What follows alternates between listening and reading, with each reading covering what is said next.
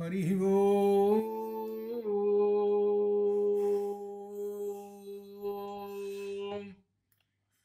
గురుబ్రహ్మ గురుర్విష్ణు గురుర్దేవో మహేశ్వర గురు సాక్షాత్ పరం బ్రహ్మ తస్మై శ్రీ గురవే నమః.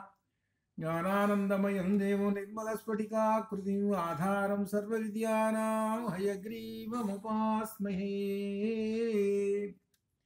అజ్ఞానతిమిరాంధస్య జ్ఞానాంజనశలాకయా చక్షురున్మీలితం యేన తస్మై శ్రీ గురవే నమః. నారాయణ సమారంభాం వ్యాసశంకరమధ్యమాం అస్మదాచార్యపర్యంతాం వందే గురుపరంపరాం. వ్యాసం వసిష్ఠనప్తారం శక్తే పౌత్రమకల్మషం పరాశరాత్మజం వందే సుఖతాతం తపోనిధిం.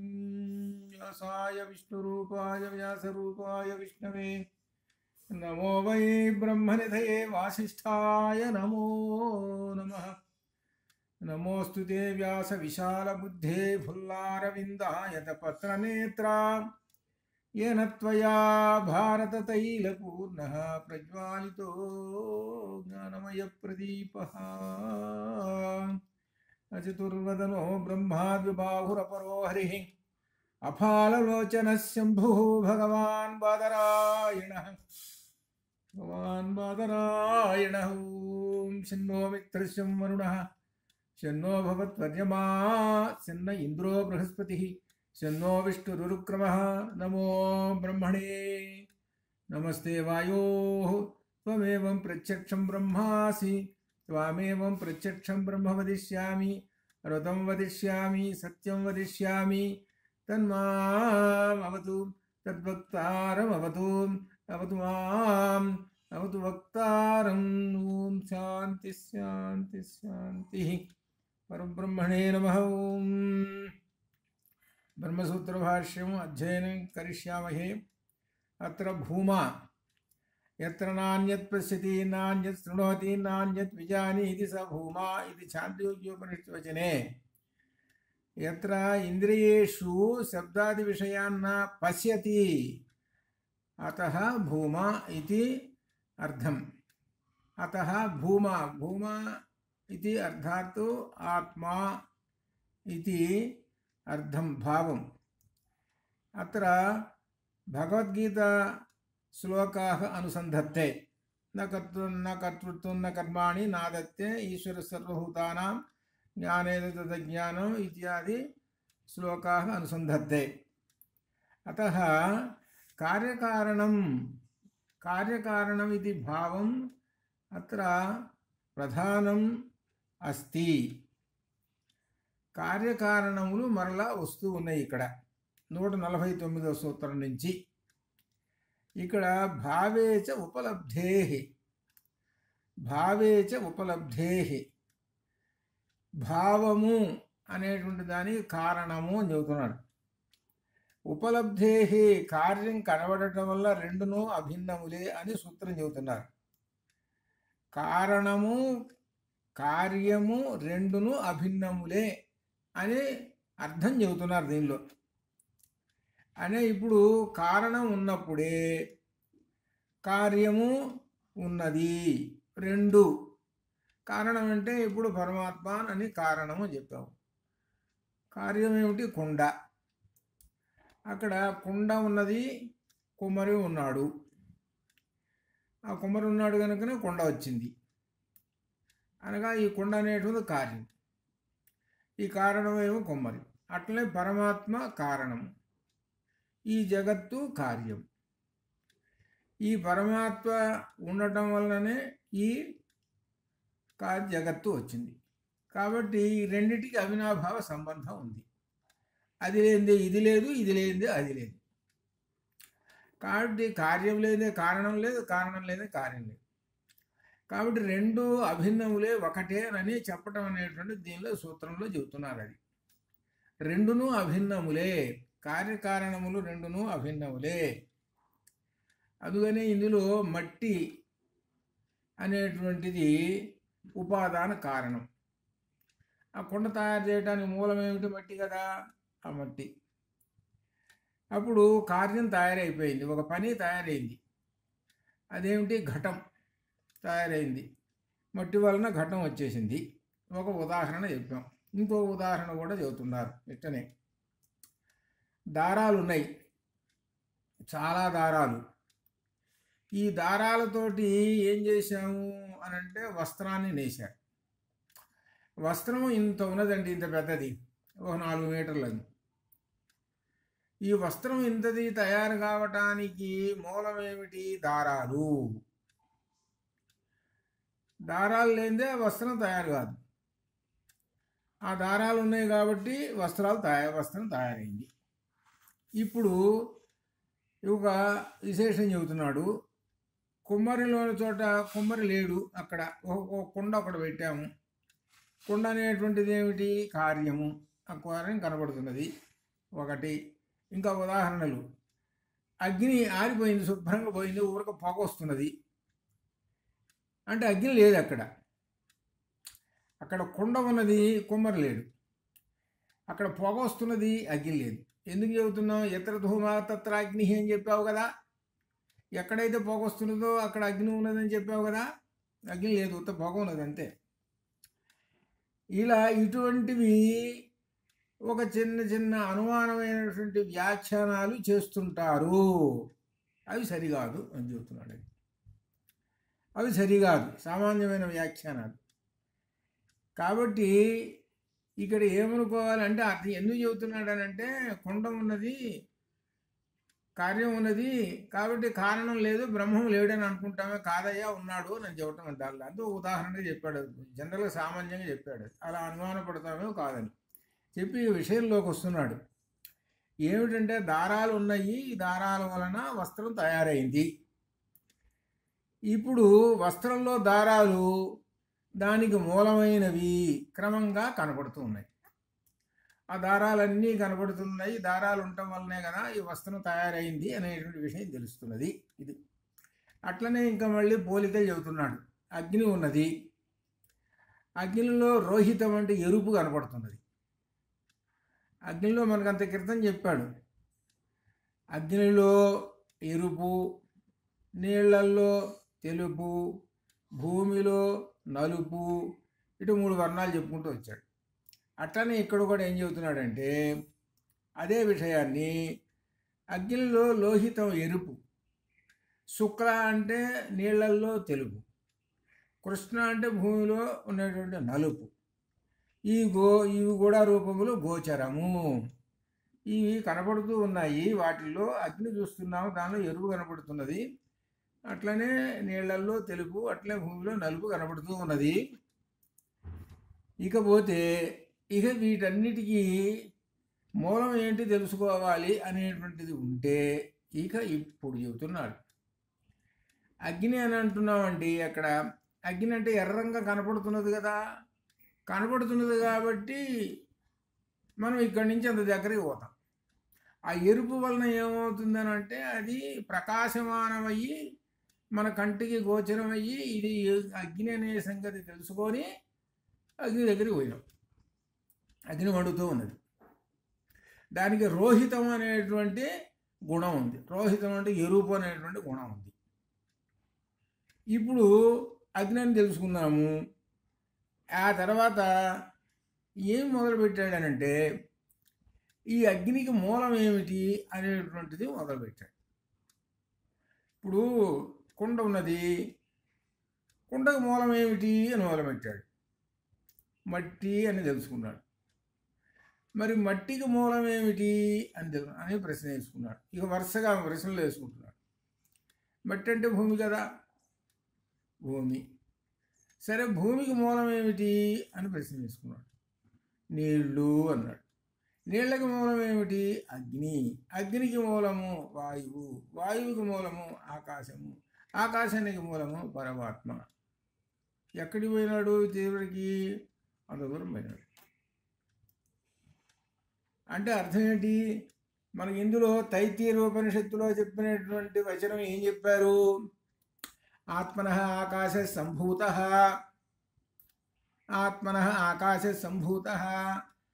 ఆకాశాత్ వాయు, వాయోరగ్ని, అగ్నేరాపః, ఆపః పృథివీ అని వరుసగా పంచభూతాలు వరుసగా ఇట్లా పుట్టుకుంటూ వచ్చినాయి అని మనకు తైత్తీర్యం చెప్పింది. అనగా చివరికి ఏంటి, భూమి పుట్టింది. భూమి అంటే ఏమిటి, మట్టి. ఆ మట్టి నుంచి ఏం తయారు చేశాడు, కుండను తయారు చేశాడు. అట్లనే ఇప్పుడు వరుసగా ఒక్కొక్క పంచభూతాలను చూసుకుంటూ పోతే చివరికి వెళితే మెట్లు ఎక్కుతూ పోతూ పోతూ పోతూ ఉంటే ఎక్కడికి వెళ్ళిపోయినాడు అని అంటే వీటన్నిటికీ మూలం ఏమిటి, పరమాత్మ అని తెలిసిపోయింది.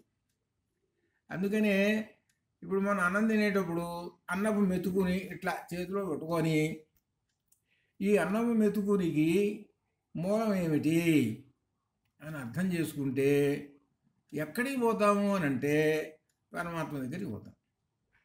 ఈ అన్నం మెతుకు మూలం ఏమిటంటే వడ్ల గింజ. వడ్ల గింజ ఎక్కడి నుంచి వస్తుంది, భూమి నుంచి వచ్చింది. భూమి ఎక్కడి నుంచి వచ్చింది, నీళ్ళ నుంచి. నీళ్ళు ఎక్కడి నుంచి వచ్చింది, అగ్ని నుంచి. అగ్ని ఎక్కడి నుంచి వచ్చింది, వాయువు. వాయువు ఎక్కడి నుంచి వచ్చింది, ఆకాశం. ఆకాశం ఎక్కడి నుంచి, పరమాత్మ. కాబట్టి పరమాత్మ వరుసగా అన్నిట్లోనూ అంటే మొట్టమొదటి ఆకాశంలోను వాయువులోను అట్లా వరుసగా పరమాత్మ నిండి భూమిలో నిండి భూమిలో నుంచి ఇగో ఈ వడ్ల కింద రూపంలో వచ్చి ఇట్లా ఈ ఆహారం అన్న మెతుకు రూపంలో ఉన్నాడు పరమాత్మ. ఇది చివరికి మనము ఈ అన్నపు కింద పట్టుకొని చూస్తుంటే ఏమని వస్తుంది, మన చేతిలో ఉన్నటువంటిది ఆయన సాక్షాత్తు పరమాత్మ స్వరూపము. అన్నము పరమాత్మ స్వరూపము. అన్నం బ్రహ్మేది విజనాత్ అన్నాద్ధేవ ఖల్విమాని భూతాని జాయంతే అన్నేన జాతాని జీవంతి అన్నం ప్రయంత్యభిసం విశంతీతి తద్విజ్ఞాయ అని మంత్రం ఉపనిషత్ తైత్తీర్యంలో. అక్కడ వారుని విద్యలో భృగుర్వారిని విద్యలో ఆ భృగువు తపస్సు చేసి కనుక్కొని చెప్తుంటాడు. అట్లనే వరుసగా 5 విశేషమైన బ్రహ్మములు చెప్పి 5వ బ్రహ్మము బ్రహ్మమనే ఆనందో బ్రహ్మేది విజనాత్. చివరికి ఆనందో బ్రహ్మేది విజనాత్ ఆనందాద్ధేవ ఖల్విమాని భూతాని జాయంతే ఆనందేన జాతాని జీవంతి ఆనందం ప్రయంత్యభిసం విశంతీతి తద్విజ్ఞాయ అని వరుసగా చెప్పుకుంటూ వచ్చేసాడు. అంటే ఎక్కడికి పోతున్నాడు అని అంటే మూలానికి వెళుతున్నాడు. అది ఆ మూలానికి వెళితే చివరికి ఏమి కనపడుతున్నది అని అంటే పరమాత్మ కనపడుతున్నది అని చెబుతున్నాడు. చివరికి ఆ పరమాత్మ కనపడుతున్నాడు కదా, అన్వేషణ చేసుకుంటూ వెళ్ళాడండి. అలానే వస్త్రానికి అన్వేషణ చేసుకుంటూ పోయినాడు. వస్త్రానికి మూలాలేంటి, దారము అని తెలుసుకున్నాడు. దారం అని తెలుసుకున్న తర్వాత దారం ఎక్కడి నుంచి వచ్చింది అని చూశాడు. పత్తి నుంచి వచ్చింది. పత్తి ఎక్కడి నుంచి, భూమి నుంచి. భూమి ఎక్కడి నుంచి వచ్చింది, నీళ్లు. ఇట్లా వరుసగా పోతే ఎక్కడికి పోయినాడు అని అంటే పరమాత్మ దగ్గరికి పోయినాడు. కాబట్టి ఈ వస్త్రము స్వరూపము ఎవరు, పరమాత్మ. ఇప్పుడు చాలామంది కొత్త వస్త్రాలు వచ్చినాయి అనుకోండి, నూతన వస్త్రాలు వస్తే అవి పరమాత్మ ముందు పెట్టి నమస్కారం పెట్టి ఆ పశువు కుంకం రాసి కట్టుకుంటారు. చాలామంది చూసుకోండి, ఏంటో నూతన వస్త్రాలకి ఏదో పశువు రాసుకున్నారా అని అంటారు. కానీ అదేంటి ఆచారంగా అని అనుకుంటున్నారు. కానీ వాస్తవానికి ఏమిటి అని అంటే అది పరమాత్మ స్వరూపం. వస్త్రము పరమాత్మ స్వరూపం. వస్త్రానికి 10 దిక్కులు ఉంటాయి. పరమాత్మకు 10 దిక్కులు, 10 దిక్కులు. వస్త్రానికి 10 దిక్కులు ఉంటాయి. వస్త్రం అంటే అర్థము వపుః త్రాయతే ఇది వస్త్రం. వపుః అంటే శరీరం. శరీరాన్ని రక్షించేది కనుక దానిని వస్త్రము అన్నారు. ఆ వస్త్రాన్ని పరమాత్మకి సమర్పించి అప్పుడు ధరిస్తారు. అంటే ఈ పరమాత్మ నా శరీరాన్ని రక్షిస్తూ ఉన్నాడు అనే భావం, అది అర్థం. ఇక్కడ ఏం తెలుసుకుంటున్నారనమాట, ఆ వస్త్రం అనేటువంటిది పరమాత్మ స్వరూపము. ఆ వస్త్రం అనేటువంటిది ఇక్కడ ఒక కార్యము, ఒక వస్తువు. దానికి కారణం ఎవరు? ఆ పరమాత్మ అని తెలుసుకొని ఉంటున్నాడు. ఇట్లా ఈ విధంగా చూసుకుంటే మన నిత్య జీవితంలో చూడండి, వరుసగా అన్నం తింటున్నావా? అన్నం బ్రహ్మేతి విజనాత్ అన్నాదేవ కల్విమాని భూతాన్ని జాయంతే అంటున్నాం కదా, అయిపోయింది.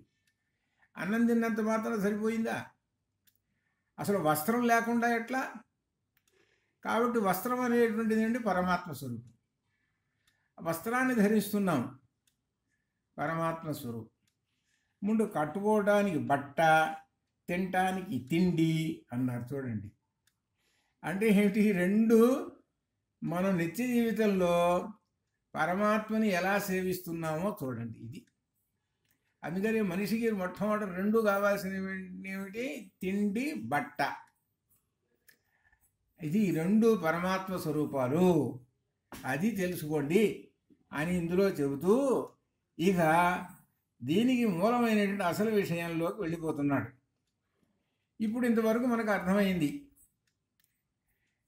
కార్యము కారణములు తెలిసిపోయినాయి. కారణము బ్రహ్మము, కార్యము కుండ, అట్లనే వస్త్రము, కార్యము కారణము పరమాత్మ అని తెలుసుకున్నాం. ఈ విధంగా తెలుసుకున్న తర్వాత చివరికి ఎక్కడికి పోయినాం? పరమాత్మ దగ్గరికి వెళ్ళిపోయినాం. వెళ్ళిన తర్వాత అప్పుడు సర్వం కల్విదం బ్రహ్మ అని తెలుసుకున్నాడు. ఇప్పుడు సర్వం కల్విదం బ్రహ్మ అని వచనాన్ని వివరించమంటే ఇంతటి విశేషం వస్తుంది. సర్వం కల్విదం బ్రహ్మ, ఉదాహరణకు రెండు చెప్పుకున్నాం మనం. ఏమిటి అని అంటే ఆహారము, వస్త్రం రెండు చెప్పుకున్నాం. ఈ రెండు ఏమిటో బ్రహ్మమేనండి అని చెప్పేసేసుకున్నాం. ఇంకా లేవా? బ్రహ్మం అంటే మన శరీరమే బ్రహ్మం అండి. మన శరీరమే బ్రహ్మం. మన శరీరంలో లోపల సూక్ష్మ శరీరం ఉన్నది, ఆ సూక్ష్మ శరీరంలో కారణ శరీరం ఉన్నది, కారణ శరీరంలో తురీయ శరీరం ఉన్నది, ఆ తురీయ శరీరంలో బ్రహ్మం ఉన్నాడు, ఆ బ్రహ్మము ఈ శరీరాన్ని నడుపుతూ ఉన్నాడు, ఆయన డ్రైవర్. కాబట్టి ఇప్పుడు మనం ఏమనుకుంటామని అంటే ఈ మొత్తం సమస్తము, సర్వము సమస్తము బ్రహ్మమే. నన్ను నడుపుతున్నటువంటి ఈ శరీరాన్ని నడుపుతున్నాడే, ఆ నడుపుతున్నటువంటి వాడు కూడా బ్రహ్మమే. ఇది అర్థం. కాబట్టి ఆ సర్వం కల్విదం బ్రహ్మ అనేటువంటి ఈ ఛాందోగ్యోపనిషత్తు వచనం అంత గొప్పదైనటువంటి వచనం. సర్వం కల్విదం బ్రహ్మ అనే శృతివచనం నిర్దేశింపబడినది. కాబట్టి పరమాత్మను అర్థం చేసుకున్నారండి. కార్యకారణములు అభిన్నములు, కార్యము కారణము రెండును ఆ పరమాత్మనే. కాబట్టి ఈ సృష్టిలో మరొకటి లేదు, అన్నీ కూడా బ్రహ్మమే అని చెబుతున్నాడు. అది ఇది ఈ భావము ఆచరణలో ఉండాలి. ఈ భావము ఆచరణలో ఉండాలి. సర్వం కల్విదం బ్రహ్మ అన్నాడు, సర్వం సమస్తము బ్రహ్మమే అన్నాడు అని మనం శృతివచనం చదువుకున్నాం. ఇప్పుడు మనం ఆచరణలోకి వెళ్ళిపోయినాం. ఆచరణలోకి వెళ్ళిపోతే ఇందుగలడు అందులేడని సందేహము వలదు, చక్రి సర్వోపగతుండు ఎందెందు వెదకి చూచిన అందంతేగలడు దానవాత్మని వింటే. ఇక్కడున్నాడు అక్కడ లేడు అనేటువంటి సందేహాలు లేదండి, అన్నిట్లో ఉన్నాడు. అదిగో ఆ వృక్షంలో ఉన్నాడు, ఈ రాయిలో ఉన్నాడు, ఈ నీళ్ళల్లో ఉన్నాడు, అన్నిట్లో ఉన్నాడు. అన్నిట్లోనూ పరమాత్మ ఉన్నాడు అని చెప్పడానికి భగవద్గీతలోని 10వ అధ్యాయము కొన్ని ఉదాహరణలు చెప్పాడు. అంతే, కొన్ని ఉదాహరణలు చెప్పాడు. దాన్ని బట్టి అన్నీ తెలుసుకోండి. అన్నీ చెప్పే కొన్ని ఉదాహరణలు చెప్పుకుంటూ వచ్చాడు. భగవద్గీతలోని 10వ అధ్యాయం ఏంటి? విభూతి యోగం. ఆ విభూతి యోగంలో చెప్పుకుంటూ వచ్చాడు. కాబట్టి సర్వం కల్విదం బ్రహ్మ మీరు ఒక్కసారి వెనక్కి తిరిగి చూసుకుంటే ఈ భగవద్గీతలో చెప్పినటువంటి విశేషాలు ఏమిటంటే ఉపనిషత్తుల యొక్క సారం అని కూడా చెప్పారు. మొట్టమొదట ఉపనిషత్తుల యొక్క సారమే ఈ భగవద్గీత అండి అని చెప్పాడు. ఆ ఉపనిషత్తుల యొక్క సారమే అప్పుడు దానికి ఒక పోలిక చేసి చెప్పుకుంటూ వచ్చేసాడు. అర్జునుడు అనేటువంటి ఆవుదూడ పాలు తాగుతున్నది, ఆ భగవద్గీత అనేటువంటిది ఆవు, ఇట్లా ఈ విధంగా ఒక శ్లోకం చెప్పుకుంటూ వచ్చేసాడు. ఇక్కడ ఏమిటంటే విశేషము, ఆ గీతలో చెప్పిన విశేషాలు ఉపనిషత్తుల యొక్క సారము అని చెప్పాడు.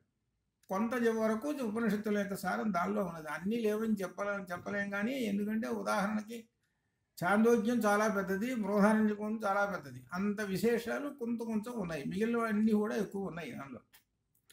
సరే, అయితే కాబట్టి సర్వం కల్విదం బ్రహ్మ అనేటువంటిది తెలుసుకోండి. బ్రహ్మజ్ఞానము అనేటువంటిది ఉన్నటువంటి వాడు అన్ని చోట్ల బ్రహ్మమును దర్శిస్తూ ఉంటుంటాడు.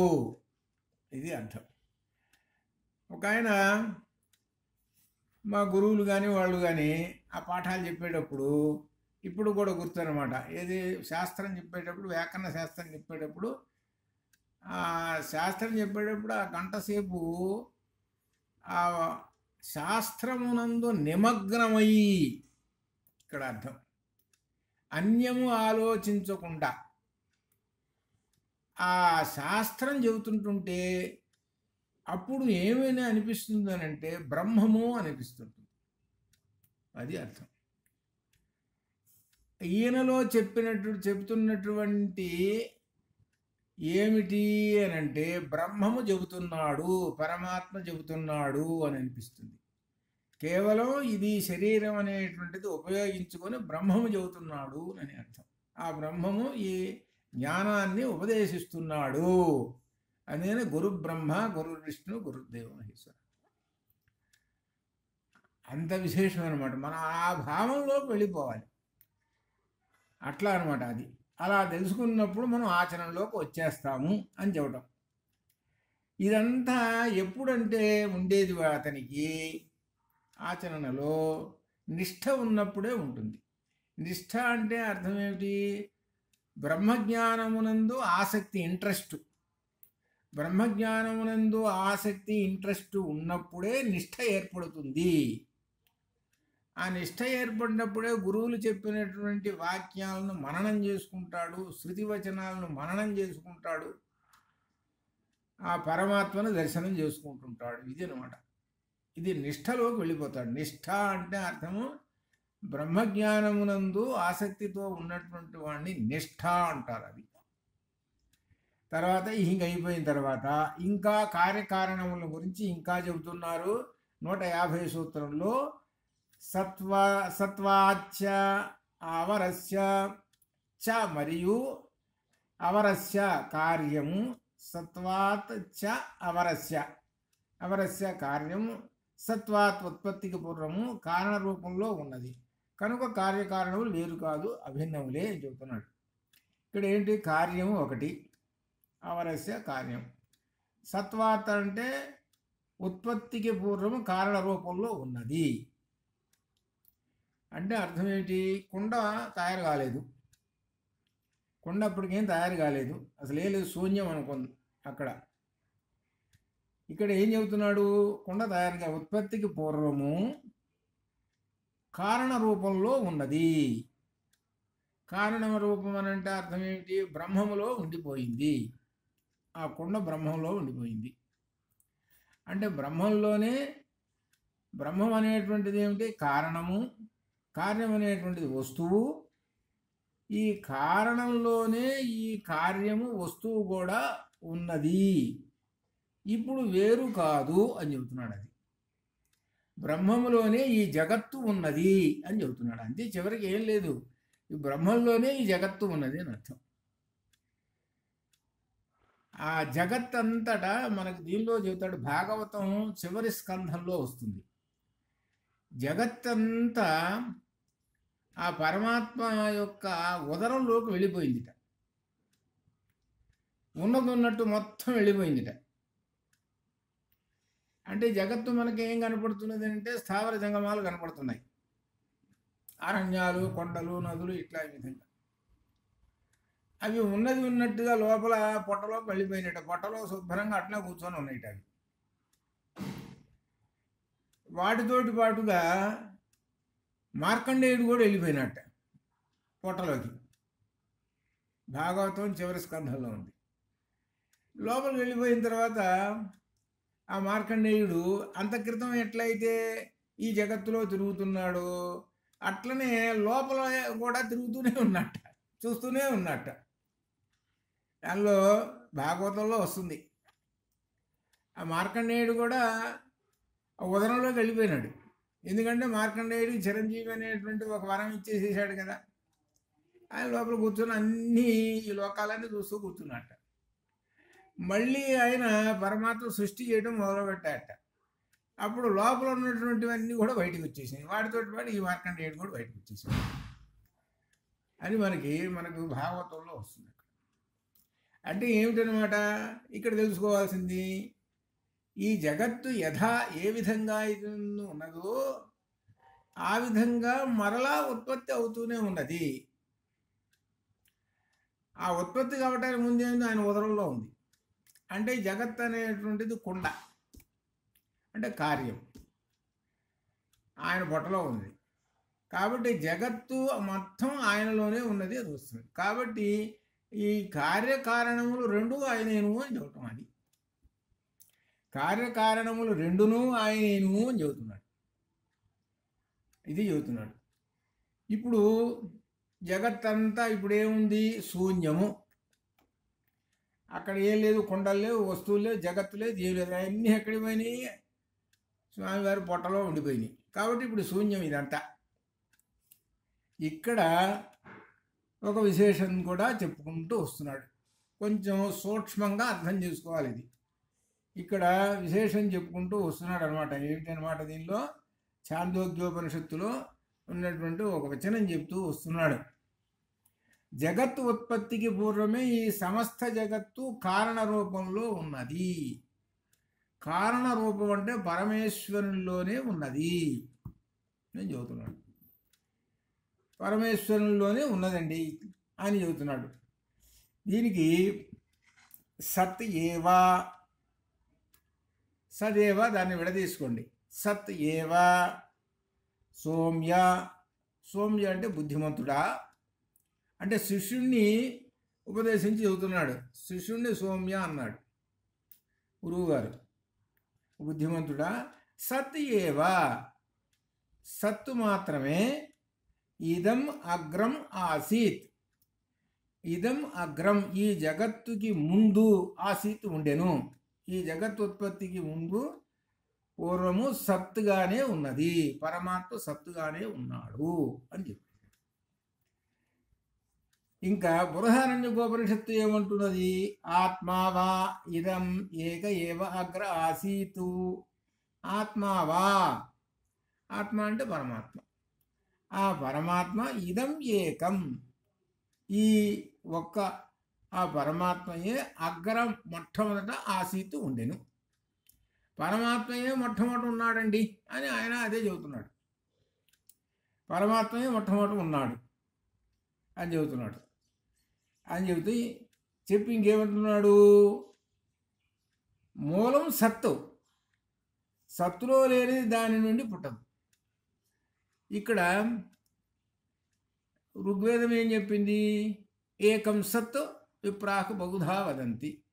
సత్ అనేది ఒకటే, ఆ సత్తు రూపమే అనేకమైన దేవతలు అని చెప్పుకుంటూ వచ్చేసాడు.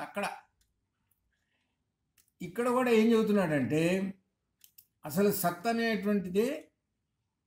అనేటువంటిదే మూలము. సత్తులో లేకుండా ఏదీ లేదు, సత్తులో అన్నీ ఉన్నాయి అని చెబుతున్నాడు. సత్తులో అన్నీ ఉన్నాయి అని చెప్పాడు. దీనికి ఒక ఉదాహరణకి, సత్తులో అన్నీ ఉన్నాయి. నూగులు ఉన్నాయి, నూగుల్లో నుంచి నూనె తీస్తాం, తెలల్లో నుంచి తైలం తీస్తాం, అది కరెక్టు. తెలల్లో నుంచి తైలం తీయటం అనేది కరెక్టు, అది సత్యం. కానీ ఇసుకలో నుంచి నూనె రాదు కదా, ఇది ఆపోజిట్ చెబుతున్నాడు. ఇసుకలో నుంచి రాదు కదా తైలం, అందువల్ల దాని నుండి తైలం ఉత్పత్తి రాదు కదా. కాబట్టి మూలం ఏమిటి అని అర్థం చేసుకోండి. తైలం రావాలంటే మూలం ఏమిటి? తిలలు. తిలల్లో నుంచి తైలం వస్తుంది. కాబట్టి ఈ జగత్తు ఉత్పత్తికి ఏమిటి? జగత్తు ఉత్పత్తికి మూలం ఏమిటి అంటే పరమాత్మ సత్తు. సత్ నుంచే వస్తుంది. కాబట్టి మూలంలో ఏది ఉంటే అది ఉత్పత్తి. ఇప్పుడు తిలలు ఉన్నాయి. తిలల్లో ఏమున్నది? నూనె ఉన్నది. నూనె ఉన్నది కాబట్టి నూనె వస్తుంది. తిలల్లో నూనె ఉంది కాబట్టి నూనె వస్తుంది. అలా పరమాత్మలో జగత్తు ఉన్నది కాబట్టి జగత్తు వస్తుంది. అది దీనికి పోలిక చెప్తున్నాడు. అది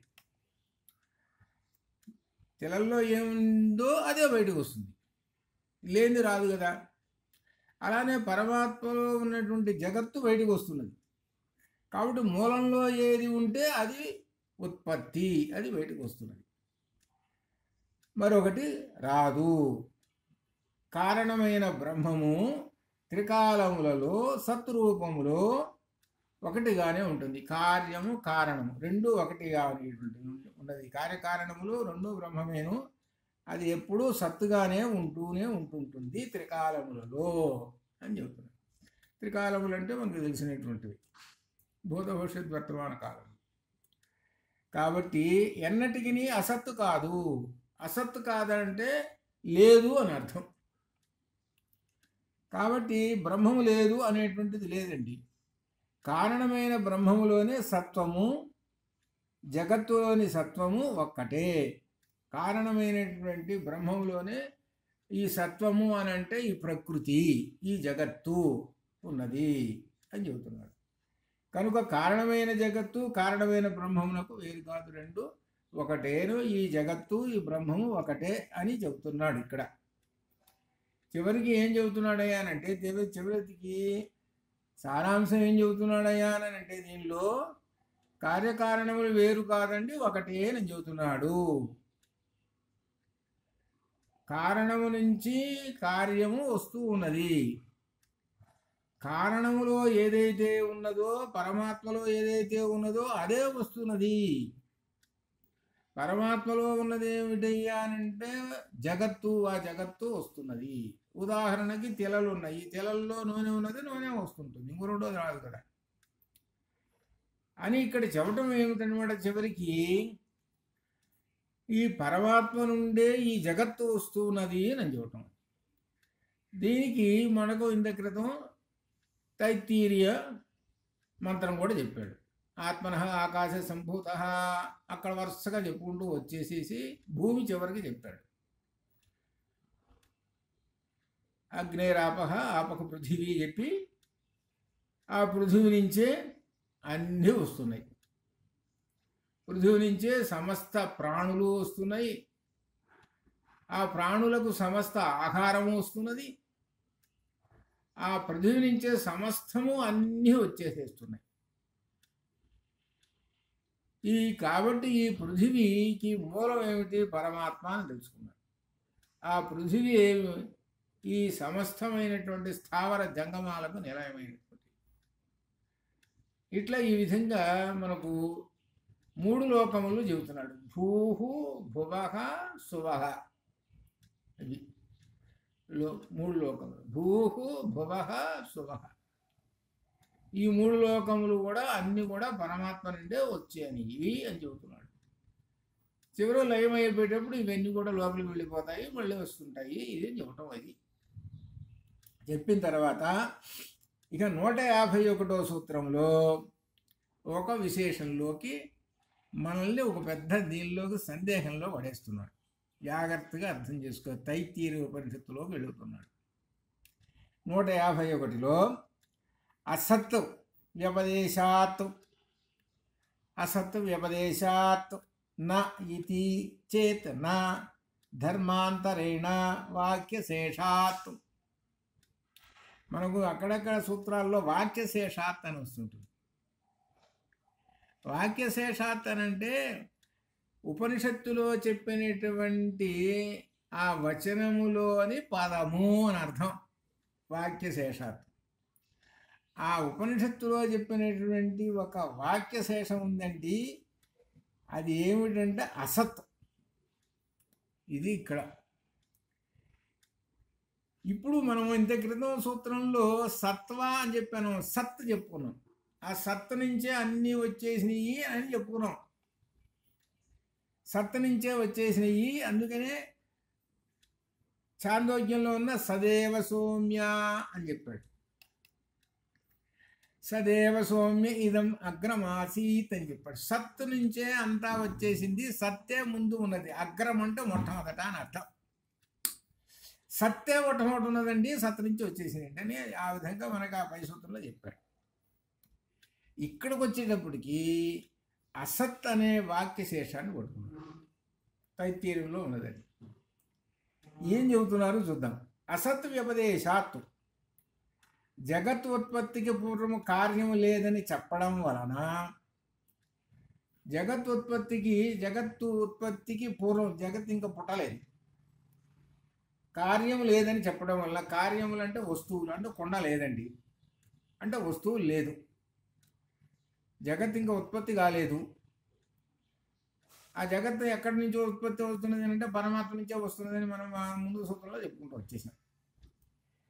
అయితే ఇక్కడ ఏమంటున్నాడు, ఆ జగత్తే లేదని చెప్పడం వలన అసలు జగత్తు బయటికి రాలేదు, లోపల ఉంది, కానీ అసలు లేదండి. నా సృష్టికి పూర్వము కార్యము కారణము కాదు. ఈ సృష్టికి పూర్వము కార్యము అంటే ఈ కొండకు కారణము ఆ బ్రహ్మము కాదు అని అంటామేమో, అది సరికాదు. అంటే చివరికి ఏం తెలుస్తున్నాడు అని అంటే, ఈ జగత్తు పుట్టలేదండి, ఆ జగత్తు పుట్టకముందు జగత్తు ఉన్నది అని అంటామే,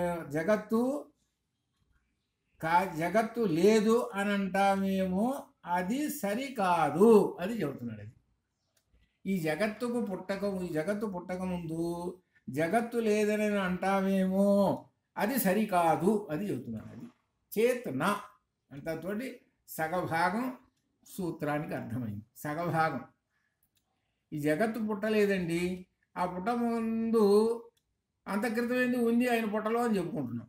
కానీ కొంతమంది ఏమంటున్నారు, అసలు లేదండి, అసలు జగత్ అనేది అసలు లేదండి, ఆయన పుట్టలో అసలు లేదు, అసలు ఆయనలో లీనం కాలేదు, అసలు లేదండి అని ఎవరన్నా అంటున్నారనుకో, ఆ మాటను కొట్టిపారేస్తున్నాడు. అది చేత్ నా అని అంటారేమో, అది సరికాదు అని చెబుతున్నాడు. చెప్పి ఇప్పుడు ఆ విషయాన్ని సమర్థిస్తున్నాడు. వాక్యశేషాత్ అంటే శృతివచనములోని వాక్యము వలన ఇప్పుడు ఏం చెబుతున్నాడు అన్నమాట. శృతివచనములోని వాక్యము వలన ధర్మాంతరేణ మరొక ధర్మము చేతనే, ఆ శృతివాక్యములో ఒక పదం ఉన్నది, ఆ పదం అనేటువంటి దాన్ని తీసుకున్నాడు, ఆ పదాన్ని బట్టి అది ఒక ధర్మము అని చెబుతున్నాడు. ఏమిటి ఆ ధర్మం అంటే అసత్వం అని చెప్పినట్టు తెలుస్తున్నది. ఇక్కడ ముందు సూత్రంలో సత్ అని చెప్పాడు, సత్తు నుంచి అంతా వచ్చేస్తున్నదని చెప్పాడు. ఇక్కడ ఏం చెబుతున్నాడు అని అంటే, వాక్యశేషం ఉపనిషత్తులో చెప్పినటువంటి వాక్యశేషంలో ఒక ధర్మం చెప్పాడండి. ఏమిటంటే అసత్ అనేటువంటిది ఒక పదం చెప్పేశాడు అని చెప్తున్నాడు. అసత్ అనేటువంటి పదం ఏమిటి? అసత్ అనేటువంటిది అంటే ఈ జగత్తు ఉత్పత్తికి పూర్వము కార్యము అంటే ఈ వస్తువులు మొత్తం అన్ని జగత్తంతా కూడా అసత్ అని శృతి వచనములు వినిపించుతున్నవి. అసత్ అని శృతి వచనములు వినిపించుతున్నవి. ఇక్కడ అసత్ అంటే అర్థము నిల్. మనం తొందరగా అర్థం కావాలని చెప్పుకోవాలంటే నిల్ బ్యాలెన్స్. అసత్ అంటే ఏమీ లేదండి. ఈ జగత్తు ఉత్పత్తికి పూర్వము అసత్ అనేటువంటి ఈ పదముల వలన ఈ కార్యానికి సత్వము లేదని, సత్వం అంటే సృష్టి లేదని పూర్వపక్షం. ఇక్కడ చెబుతున్నది ఏమిటంటే పూర్వం అసత్ అనే శృతి వచనములు ఉన్నాయి. దాన్ని బట్టి ఏం చెబుతున్నారంటే ఈ జగత్తుకు పుట్టడానికి ముందు కార్యానికి ఈ వస్తువులకన్నిటికీ అసలు సత్వమే లేదండి, పుట్టుకే లేదు, అసలు వస్తువులు అనేవి లేవు, అసలు తీసిపారే అని అంటున్నాడు. మనం అంత క్రితం ఏమనుకుంటున్నామంటే ఆ బ్రహ్మంలోనే జగత్తు ఉన్నది, అంటే ఆ బ్రహ్మంలోనే కొండ ఉన్నది అని అర్థం. బ్రహ్మంలో కొండ ఉన్నది, ఆ కొండను బయటికి తీశాడని అర్థం. లోపల ఉంది ఆయనకి, ముందు బయటకు వచ్చేసి. దీనిలో ఏం చెబుతున్నాడు? అసలు లేదండి అని చెబుతున్నాడు. అసలు లేనే లేవు, అసలు అంతా శూన్యమేను అని చెబుతున్నాడు. అంతా శూన్యమేను అని చెబుతున్నాడు. ఇక్కడ జాగ్రత్తగా అర్థం చేసుకోవాల్సింది ఏంటంటే తైత్తీరం ఏం చెబుతున్నది అంటే అంత శూన్యమే, అంత శూన్యమే. ఆ శూన్యంలో నుంచే సత్తు వచ్చింది అని చెబుతున్నాడు. అది దీనిలో పట్టుకోవాల్సిన చివరికి. మనం ముందు సూత్రంలో ఏం చెప్పుకున్నాము? సత్తులో నుంచి ఈ జగత్తంతా వచ్చినది అని చెప్పుకున్నాం. సత్ అంటే అర్థం ఏమిటి అని అంటే సత్యము, మృత్తికేత్యేవ సత్యం అని చెప్పాం. ఒక సత్తులో నుంచి అంతా వచ్చేసింది అని చెప్పాం. అంటే సత్ అనే పదార్థం ఒకటి ఉంది, దానిలోంచి వచ్చింది. అయ్యా ఈ సత్ అనేటువంటిది ఎక్కడి నుంచి వచ్చిందయ్యా? అసలు అంతకుముందు అసలు ఏమన్నా ఉందా అని ప్రశ్న వేస్తే అసలు ఏం లేదన్నాడు. చివరి కొట్టి పారేశాడు. అసలు ఏమీ లేదు, ఏమీ లేదంటాని అసత్. సత్తుకి వ్యతిరేకం అసత్. అసత్వా ఇదం అగ్రం ఆసీత్. అగ్రం మొట్టమొదట, అసత్తే అనగా అర్థమేమిటి? ఏమీ లేదు, శూన్యము. తతః ఆ తరువాత సత్ అజాయత, ఆ తర్వాత సత్తు పుట్టింది. ఆ తర్వాత సత్తు పుట్టింది. సత్ రూపము, సద్రూపము పుట్టింది. ఆ సద్రూపము నుంచే అన్నీ వచ్చేసాయి అని చెప్తున్నాడు. ఇంకా ఇప్పుడు మనం ఒక దీనిలో వెళ్ళిపోతాం.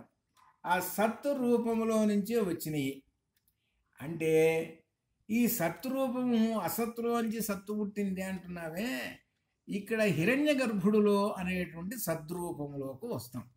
హిరణ్య గర్భుడిలో నుంచి మొత్తం సమస్తము బయటకు వచ్చేసింది. అది అంతకుముందు ఏమిటి? అసత్తు, ఏమి లేదు, శూన్యం.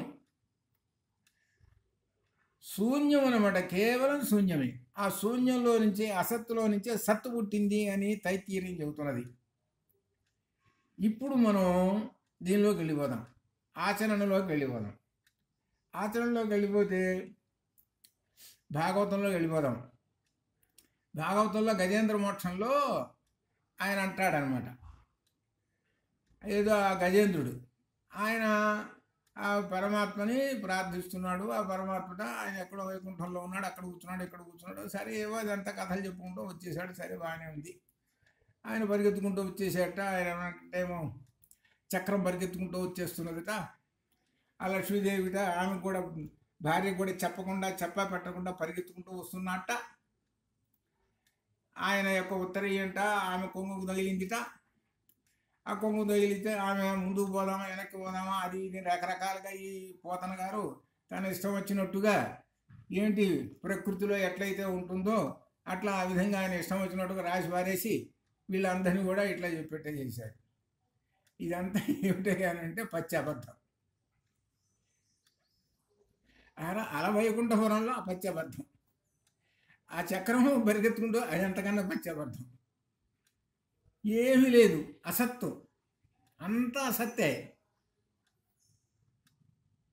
చివరికి ఈయన ప్రార్థించాడు.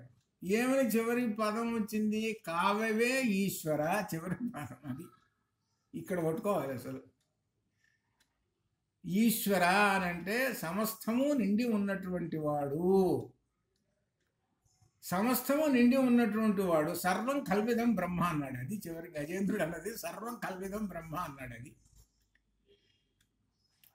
అనేటప్పటికీ అసత్ కదా, ఖాళీగా. అంతకుముందు ఏం కనపడుతుంది? ఏనుగు ముందు ఏం కనపడుతున్నది?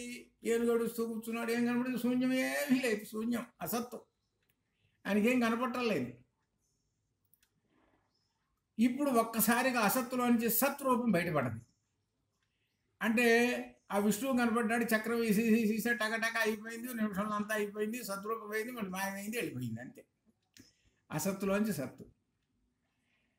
అట్లనే మనలో కూడా అసత్తులోనే సద్రూపాన్ని దర్శించుము అని, అదే మనకు ఈ కఠోపనిషత్తులో చెబుతున్నాడు. కఠోపనిషత్తులో చెబుతున్నది ఏంటంటే అంగుష్ఠమాత్ర పురుషో బభూవ ఆత్మని అంతరి అని చెప్పుకుంటూ వచ్చేసాడు. ఇప్పుడు నీళ్ళు హృదయంలో ఏముంది ఇవన్నీ చూసుకుంటే ఏముందంటే హృదయం గుండె కొట్టుకుంటున్నది, శరీరం పనిచేస్తుంది, ఇదంతా ఏమన్నా ఉందాయా, ఏముందంటే ఏమి లేదండి. చూడండి, ఎవరన్నా నీ హృదయంలో పరమాత్మ ఉన్నాడయా అని చెబితే హృదయంలో పరమాత్మ ఉంటున్నాయండి. చూడండి, అజ్ఞాని ఏ విధంగా ఏమంటాడంటే నీ హృదయంలో పరమాత్మ ఉన్నాడయ్యా మనం అంటే, హృదయంలో పరమాత్మ ఎందుకు ఉంటాడయ్యా? గుళ్ళో కూర్చుంటాడు కానీ, మీరు ఎవరైనా అడగండి, గుళ్ళో కూర్చుంటాడు పరమాత్మ, ఆయనకి నైవేద్యాలు పెడుతుంటాము, అభిషేకాలు చేస్తాం, అవి చేస్తాం, ఇవి గుళ్ళో ఉంటాడు కానీ ఎక్కడ మనిషిలో ఎక్కడన్నా ఉంటాడండి అని అంటాడు. అజ్ఞాని చెప్పే సమాధానం అది. వాడి అజ్ఞాని అంటానికి మొదటి లక్షణం వాడిలో అది అజ్ఞానం. అంటే అర్థం ఏమిటి? వాడి హృదయంలో ఏమున్నది అని అంటే మొత్తం ఖాళే. అసలు పరమాత్మను దర్శనం చేసుకుందాం అనేటువంటిది లేదు. దర్శనం చేసుకోవాలనేటువంటిది ఉంటే అంగుష్ఠమాత్ర పురుషో ఆత్మని తిష్టతి. ఆ అసత్తులో సత్తు కనపడుతూ ఉంటుంది, వాడి హృదయంలో సత్తు కనపడుతూ ఉంటుంది. ఆ హృదయంలో సత్తు కనపడేటప్పటికీ అప్పుడు అతనికి బ్రహ్మానందం కలుగుతుంది. ఇది మనకు ఆచరణలో వచ్చేటువంటి చెప్పుకోవాల్సినటువంటి ఇది. కాబట్టి మన శరీరం అంతా కూడా చూసుకుంటే, ఇప్పుడు ఎక్స్రేలు ఏవో పెట్టాడు అనుకోండి, అయ్యా దేవుడు ఎక్కడున్నాడు, మన శరీరంలో హృదయంలో ఉన్నాడు అన్నారు కదా, ఆ హృదయం తీయండి, ఎక్స్రేలు ఎక్కడ కనపడుతున్నాడో ఏమీ లేదు. తలకాయ తీయండి, తలకాయ మెదడు తీయండి, ఎక్కడ కనపడుతున్నాడా, ఏమీ లేదు. మరి ఏమీ లేకుండా అసలు ఏమి లేదండి శరీరంలో. మేము అన్ని పరీక్షలు చేసి చూసాము, అవి చేసాము, ఇవి చేసాము. ఆ పరమాత్మ అనేటువంటి వాడు ఎక్కడన్నా మీరందరూ ఏమంటున్నారు, తేషాం ఆదిత్యవత్ సంకాశ అని ఇట్లా చెబుతున్నారు, సూర్యుడు వలె వెలిగిపోతున్నాడు అని చెబుతున్నారు, అది చెబుతున్నారు, ఇది చెబుతున్నారు. ఎక్కడన్నా ఉన్నాడేమోనని వెతికితే తలకాయలో లేడు, గుండెలో లేడు, అక్కడ లేదు, ఇక్కడ లేడు, అసలు ఏమీ లేడయ్యా అని చెబుతారు. అంత అసత్తే అని చెబుతారు. అసత్ అంటే అర్థం ఏమిటి? శూన్యము అనగా ఈ శరీరంలో పరమాత్మ లేడు అని తేల్చేసేసారు. అందుకనే అక్కడ పరమాత్మ లేడు శరీరంలో అన్నారే, వాళ్ళు ఎవరంటే బౌద్ధులు, జైనులు, ఇంకా తదితరులైనటువంటి వాళ్ళందరూ కూడా వీళ్ళు నాస్తికవాదులు. వాళ్ళు ఏమంటారు, ఎంతసేపటికి ఏమిటి శరీరంలో పరమాత్మ కాదండి, శరీరానికి మూలం మనస్సేనండి, మనస్సే నడుపుతూ ఉంటుందండి అని నాస్తికవాదం అనమాట వాళ్ళది. బౌద్ధ జైనులు, మరీ జైనులు అయితే ఇంకెక్కువ. ఇట్లా ఈ విధంగా.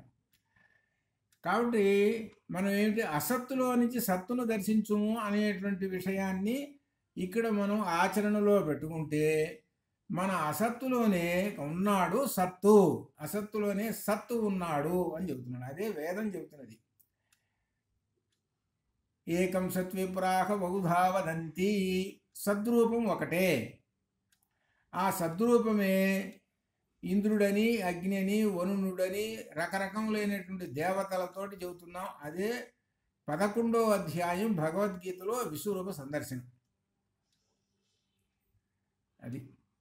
అదే సద్రూపము. వివిధ రూపములలో భగవద్గీతలో 11 విశ్వరూప సందర్శనం అది అనమాట. అది సద్రూపం. అది అంతక్రితం దాకా అసత్యగా ఉంది. అర్జునుడు మాట్లాడుతున్నాడు, ఈయన ఒక పెద్ద ఉపన్యాసం చెబుతున్నాడు, ఆ కృష్ణుడు ఉపన్యాసం చెబుతున్నాడు. ఆ ఉపన్యాసం చెబుతుంటుంటే ఏదో అర్థం చేసుకున్నాడు, ఎవరో అర్జునుడు అర్థం చేసుకున్నాడు. ఏదో పరమాత్మ రకరకాలైనటువంటి రూపాలతో ఉంటున్నాడు, అసలు పరమాత్మ అంటే ఇంతవరకు నేను అసలు చూడలేదు, అసలు నేను ఏమిటో ఈయన పెద్ద ఉపన్యాసం చెబుతున్నాడు.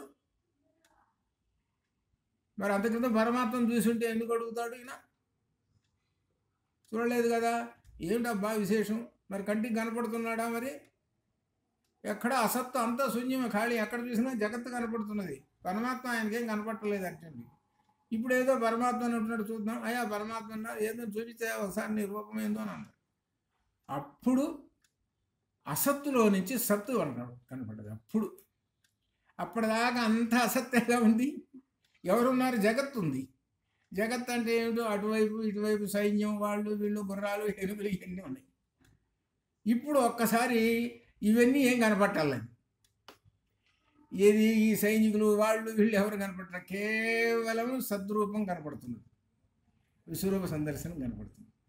అసత్తులో నుంచి సత్తు కనపడుతుంది. ఆ సత్రూపం మరలా ఆయన ఉపసంహరించుకొని ఎక్కడికి పోయినాడు? మళ్ళీ అసత్తులో వెళ్ళిపోయినాడు ఆయన. ఆ అసత్తే బ్రహ్మము. అదే అందుకనే అసత్వా ఇదం అగ్రం ఆసీత్ తతో వై సత్ అజాయత. మొట్టమొదట అసత్తు ఉన్నది, అది ఎక్కడ అర్థం. అసత్తులో నుంచే సత్తు పుట్టింది, అది అర్థం చేసుకోండి. మనం చూసుకోండి, మనం ఇంట్లో ఏదైనా దీపారాధన చేస్తున్నాం, ఏ దేవుడు పటమో విగ్రహం పెట్టుకున్నాం, ఇంట్లో ఏమంతా ఖాళీగా, అంత ఇంకేమి లేదు, అసలు ఏమి లేదు అసలు. సరే ఏదో ఒక ఆలంబనం కావాలి కదా, ఆలంబనం అంటారు దాన్ని. ఆలంబనం కావాలి కాబట్టి ఒక పటం ఒకటి పెట్టుకున్నాం, ఎందుకంటే చూస్తూ ఉండాలి. ఎందుకంటే మనం అంతటి గొప్పవాళ్ళం కాదు, ధ్యాననిష్ఠులం కాదు, మహర్షులం కాదు. మహర్షులకైతే రూపం అక్కర్లేదు వాళ్ళకి. అందువలన ఒక రూపం అంగుష్ట మాత్రం పురుషం ఆత్మని తిష్టతి అని చెప్పారు. మన అంగుష్టం ఏం బొర్రెను వేలంత ఉన్నటువంటి పరమాత్మ ఉన్నాడండి లోపల. అటువంటి పరమాత్మ వంటి అంతటి చిన్న విగ్రహాలు ఒకటి పెట్టుకొని మనం ఆ చూస్తూ ఆ మంత్రం చెప్పుకుంటూ కాలక్షేపణ చేస్తూ ఉంటుంటాం. అసత్వా సత్వ. కాబట్టి అసత్ అనేటువంటిది అసత్వా ఇదమకరవాసి తతో వై సత్ అజాయత తదాత్మానం స్వయం అకురుత అని తైత్తీర్య వచనాన్ని సమర్థిస్తూ దాన్ని అర్థం చేసుకుంటూ, మొట్టమొదట ఈ జగత్తు అవ్యాకృతంతో ఉన్నది. అవ్యాకృతం అంటే వ్యాకృత అవ్యాకృత వ్యతిరేకం. ఏమీ వ్యాకరింపబడలేదు, ఏమీ లేవు, స్థావర జంగమాలు కానీ అసలు ఏమి లేవు. అప్పుడు అవ్యాకృతం. తర్వాత వ్యాకృతం అయింది, అంటే నామరూపాత్మకమైనటువంటి జగత్తు ఏర్పడ్డది. ఆ జగత్తు కూడా నామరూపాత్మకమైనది, అందుకనే వాచారంభణం అని చెప్పి పెట్టాడు. ఈ ఉదాహరణకి జాగ్రత్తగా ఆలోచిస్తే, మనము ఒక పర్వతం ఉందనుకోండి, దాన్ని పర్వతం అని అంటాం. ఎవరు పెట్టారా ఈ పేరు దీనికి? దాన్ని చూసి పర్వతం అనే అంటాం. సముద్రాన్ని చూసి పర్వతం అనంగా సముద్రాన్ని చూసి సముద్రమే అంటాం. ఏమిటి ఈ పేరు ఎవరు పెట్టారు? జలం ఉండి నీళ్ళు, ఆ నీళ్ళ చూసి జలమే అంటాము. నూనె అనంగదా. కరెక్ట్గా దానికి ఈ పదానికి ఆ వస్తువుకి సరిగ్గా వాచారంభణం అంటే ఇదే. ముందు వాక్కు వచ్చింది, ఆ వాక్కుతోటి ఈ వస్తువులన్నీ వచ్చేసింది. ఆ పరమాత్మ అంటున్నాడట, పర్వతాలు అనేటప్పుడు పర్వతాలు వచ్చింది కరెక్ట్గా, సముద్రాలు వచ్చేసింది. ఇవి ఒక్కొక్క దానికి ఒక్కొక్క ధర్మం పెట్టేసేసాడు. ఇట్లా అనమాట ఇది. అలా ఈ విధంగా వాచారంభణం, ఆ వాచారంభణం దాని ప్రకారం నామరూపాత్మకమైనటువంటి ఈ జగత్తు ఏర్పడ్డది అని చెబుతున్నాడు. అది కాదు కాబట్టి ఆ అసత్తు తనను తాను స్వయముగా సృజించుకున్నాను. అసత్తు నుంచే సత్తు వచ్చింది. అసదేవ ఇదమగ్రం ఆసీత్ తత్ సత్ ఆసీత్. తత్తు ఆ బ్రహ్మము, సత్తును ఆసీత్ ఉంచెను. తత్సమభత్ తదా. ఈ జగత్తు ముందు అసత్తుగానే ఉన్న తర్వాత సత్తు అయ్యను. అప్పుడు అదే అంకురించెను అని అంటే ఉద్భవించెను అని ఛాందోగ్యోపనిషత్తు చెబుతున్నాడు. అసత్తులో నుంచే సత్తు వచ్చింది. మరి గజేంద్ర మోక్షం చెబుతుంటుంటే బాగా తెలివిగలవాడు, జ్ఞానస్వరూపుడైనటువంటి వాడికి అర్థమవుతుంది. ఇవన్నీ తెలియనటువంటి వాడు నిజంగా ఆయన అక్కడున్నాడు, నిజంగా వచ్చాడు, ఆ చక్రం వేశాడు, అవి ఇవి ఈ విధంగా దానిలో అనుకుంటూ ఆ ఆ భగవంతుడిని ఆ రూపంలో ధ్యానించుకుంటూ కూర్చుంటాడు. బ్రహ్మనిష్ఠుడు అట్టుండడు. బ్రహ్మనిష్ఠుడు ఎట్లా ఉంటాడు తెలిసిన, ఇది అసత్తులో నుంచి అప్పటికప్పుడు సద్రూపం వచ్చింది అని వేదంలో ఉన్న వచనాన్ని స్మరించుకొని ఆ బ్రహ్మమును దర్శనం చేసుకుంటాడు. వాడు సుప్రీం బ్రహ్మనిష్ఠుడు. వీడు ఎంతసేపటికి ఈ కింద స్థాయిలోనే ఉంటాడు. బ్రహ్మనిష్ఠుడికి వీడికి అంత తేడా ఉంది. అదనమాట. సరే అయిన తర్వాత దీనిలో చెబుతున్నా అని చెప్పిన తర్వాత ఇక బ్రహ్మము అవ్యాకృత రూపంలో సద్రూపంలో ఉన్నదనే వాక్యశేషంలో తత్ సదా ఆసీత్ అని స్పష్టంగా ఉన్నది కనుక తదాత్మానం స్వయం అకూరత, ఆ బ్రహ్మము తద్ ఆత్మ స్వయం తనంతట తానే ఈ బ్రహ్మమును ఈ జగత్తును సృష్టించుకొనెను అని చెప్పాడు. దీంట్లో వ్యాకృత నామరూపాలకు పూర్వధర్మం అవ్యాకృత నామరూప ధర్మం. అవ్యాకృతం అంటే ఏమాత్రము వ్యాకరింపబడలేదు, అసలు జగత్తే లేదు. జగత్తు వ్యాకరింపబడలేదు మొట్టమొదట శూన్యమేను. తర్వాత ఆ శూన్యంలో నుంచే అంతా వచ్చేసేది సద్రూపము అని. కనుక అవ్యాకృత నామరూప ధర్మం అని పైన పేర్కొని తైతీరులో ఉంటాడు. ఈ విధంగా చెబుతుంది. అంతే కదా మరి. వాస్తవానికి కొమ్మరి కొండ తయారు చేయడానికి అంత క్రితం చూసుకుంటే ఏమీ లేదు. వాడు మట్టి తీసుకురావడం, ఆ కుండలు చేయటం, ఆ తిప్పడం, అది చేయటం, ఇవన్నీ చేసుకుని ఒక్కొక్కటి తయారు చేసి అక్కడ పెడుతుంటే ఒక్కొక్కటి తయారైంది. అంతకుముందు ఆ ప్రదేశం దగ్గర ఏమున్నది అని చూస్తుంటే ఏమి లేదు, శూన్యమే కదా. శూన్యమే. ఆ శూన్యంలో వాడు కూర్చొని ఒక్కొక్కటి తయారు చేస్తూ కూర్చున్నాడు. శూన్యంలో నుంచి ఒక్కొక్కటి తీసి పెడుతున్నాడు. ఒక్కొక్క వస్తువుని ఒక్కొక్క వస్తువుని ఇది పేరు పెడుతున్నాడు. అట్టనే ఆ పరమాత్మ శూన్యంలో నుంచి అన్ని సద్రూపాలన్నింటిని కూడా బయట పెట్టేస్తున్నాడు. కాబట్టి ఈ సద్రూపాన్ని బయటపెట్టడానికి ఆ పరమాత్మ యొక్క గొప్ప విశేషం చెప్పుకుంటూ వచ్చాడు. ఇంతవరకు 151వ సూత్రం. తర్వాత 152వ సూత్రంలో కూడా ఉపాదాన కారణం అనేటువంటిది వస్తున్నది. ఇందులో వస్త్రము ప్రధానంగా వస్తూ ఉన్నది ఇందులో అనమాట. అట్లా ఈ విధంగా రేపటికి 154 సూత్రంతో అయిపోతుంది. రేపు శుక్రవారంతో తర్వాత మనం అంతవరకు చూద్దాము. అంతవరకు శుభం భవతు.